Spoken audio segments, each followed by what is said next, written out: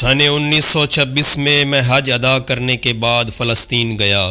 وہاں عرب مسلمانوں کے حالات دیکھ کر مجھے پتہ چلا کہ پشتونوں کی طرح عربوں کو بھی مولویوں نے امام مہدی کے انتظار میں بٹھایا ہے کہ وہ آئے گا اور سب کچھ ٹھیک کر کے دے گا۔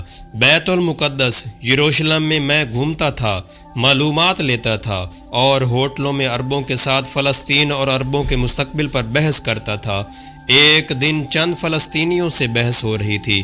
میں نے کہا، دیکھو یہ آپ لوگ بہت بڑی غلطی کر رہے ہیں کہ یہودیوں پر اپنی زمینیں فروخت کرتے ہیں اور یہودی اس زمین کو آباد کر لیتے ہیں۔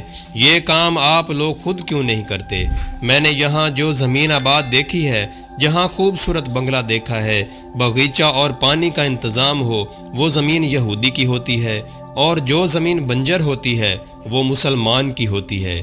یہودیوں نے فلسطین میں چھوٹے چھوٹے خوبصورت گاؤں بسائے اور بسا رہے ہیں، لیکن آپ عرب غفلت کی نیند سو رہے ہیں۔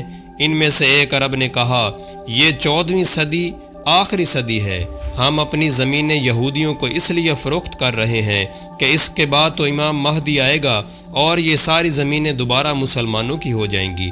تب مجھے اندازہ ہوا کہ مولوی نے پشتونوں کی طرح عربوں کو بھی امام مہدی کے انتظار میں بٹھایا ہے۔ وہ اتنے بے علم تھے کہ امام تو چھوڑو، جب پیغمبروں کا ساتھ قوم نے نہیں دیا، اب کبھی کبھی خیال آتا ہے کہ فلسطین چلا جاؤں اور ان عربوں سے پوچھوں کہ وہ 14ویں صدی تو ختم ہو گئی، وہ زمینیں کس کی ہوئیں، یہودیوں کی یا مسلمانوں کی؟ جو قوم اپنی مفادات اور سرزمین کی حفاظت نہیں کرتی، وہاں ظلم کی حکومت قائم ہو جاتی ہے۔